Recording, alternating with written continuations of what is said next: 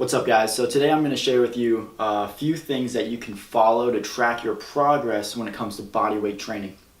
Because as we all know, progressive overload is one of the main key points into building muscle and getting stronger. That's why typically the weight room has been, or bodybuilding with weights, has been a better approach to building muscle as opposed to with body weight training. Just because it's a lot easier to track your progress and increase the weights at a very micro, manageable procedure. Now what we're going to do here today is we're going to share 3 things on how you can get as close as possible to mimicking tracking your progress like you would do in the weight room. So for example, like I just mentioned in the weight room, let's say you're benching and you're starting with 135 pounds and you hit it for 6 reps. When you're muscle building, you want to stay within 6 to 12 rep range, and that's going to be the same for body weight too. So let's say you get 7 reps and you're kind of at the lower end with 135 pounds. Well, you're going to continue to work with that weight until you start to get it up a little bit higher, whatever that rep range is for you. If you notice that above 10 reps, it's just not working for you, you can just stop at 10, and that's when you increase the weight. So you increase the reps or you increase the weight. And we're going to do the exact same here too with body weight training, and I'm going to share with you guys how to do it just because it can be a little bit more confusing. So obviously the first thing that you're going to do is count your reps. Alright, so count your reps. We're going to use push-ups as a basic example for the progression model for this case. So obviously you're going to count your reps. Every single time you go and you do your body weight workout, literally have a journal. You should do this even if you're in the gym too. Have it on your notes on your phone, that's what I do, and count how many reps you got for the first set, how many reps you got on the second set, how many reps you got on the third set. And you want to try to beat that every single week that you come into the gym. Beat last week's, beat last week's, beat last week's. That's how you get progressive overload. Now another key thing to keep in mind, number 2, is you want to count your rest. This is something that a lot of people probably don't even do in the gym either, but you want to count how long you're resting for. Now that can get pretty tedious, right? If you're putting down in your notes how many reps you're doing and then, oh, I rested 47 seconds on this set. You don't have to get that tedious with it, but generally as a rule of thumb, you want to rest 60 to 90 seconds when it comes to hypertrophy training. So just keep it within that. I use just a quick timer, so you don't have to write this down every time, but you know that you took a rest in between 60 to 90 seconds. Just hit 1 minute. If you need it a little bit longer, take a few extra seconds as you're walking up to the bar, whatever it is that you're doing, and attack it like that. So that way there's no misconception as to, did I take a longer rest compared to last week? Maybe that's why I was able to hit more weights than I was this week, or whatever the case may be. So count your reps, count your reps, count your reps, and count your rest. And number 3 is going to be know your progressions.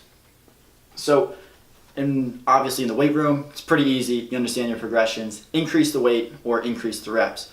Here we can increase the reps. That was number 1. But how do you increase the weight? Well, the way that we increase the weight when it comes to body weight training is going to be through changing the variations or the progressions, is what I call them.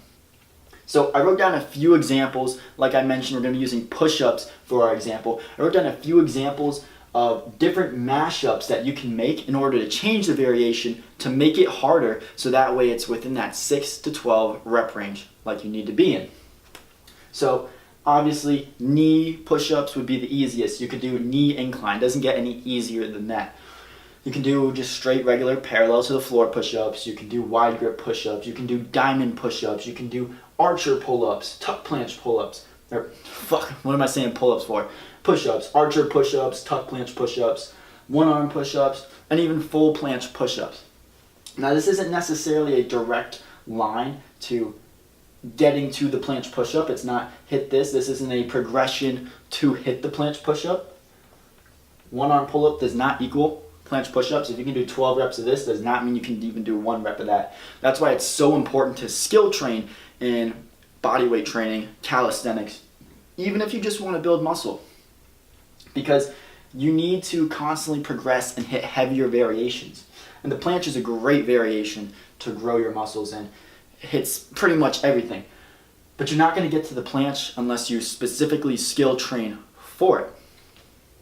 Now, with all these in here, it's going to be your job to mix up and mash up the variations to find one that works perfectly for you. So let's say you just finished wide grip push-ups. You can do 12 push-ups of that. Diamond may be the next step for you. That may be the next thing that's going to keep you within that 6 to 12 range. Or it might be a mashup of something, right? You might go ahead and jump to tuck planche. It might not be directly parallel. This isn't the exact order. It could go straight from wide to tuck planche. But you might even mix some stuff up because there's incline variations, parallel to the floor, and decline. Incline is the easiest, parallel is second, and decline is the third. So you can mix them up. You can get really, really creative with these things in here, right? So after you finish regular diamond push-ups, you might go into diamond decline push-ups. Or maybe after you do parallel push-ups, you're doing diamond incline push-ups. So you get really creative, and you're going to have to experiment with this. Sorry I couldn't give you guys all the exact answers because everybody is going to be a little bit different. Somebody might be stronger at doing tuck planche push-ups while somebody else can do more diamond push-ups, because while they all are push-up variations, they do target different muscles. So you might be stronger, your muscles might be stronger in this variation as opposed to the diamond variation. So that's why it's important for you to kind of figure it out and find out what's that next step, and you'll know you hit it once you find something that doesn't allow you to go past 12 reps but allows you to go further than 6 reps. So keep that in mind. Number 1, count your reps. Number 2, keep your rest in between 60 to 90 seconds so you don't have to count that and it's just not even a variable anymore. And number 3, learn your progressions. This is just one example of for push-ups. You apply this to pull-ups, apply this to any exercise that you're doing, and keep it within the 6 to 12 rep range. Another thing to keep in mind when you're doing these different variations, go with a slower tempo. When you're doing push-ups, it's not about being super, super explosive. What you want to do is take a nice 1, 2, 3, 1, hold at the top, 1, 2, 3 on the eccentric portion. That's just a bodybuilding tempo. You should apply that even if you're weight training as well, but definitely apply that to here when you're doing these body weight variations. So I hope that helps. Keep those 3 things in mind, apply those, and you definitely will gain some size.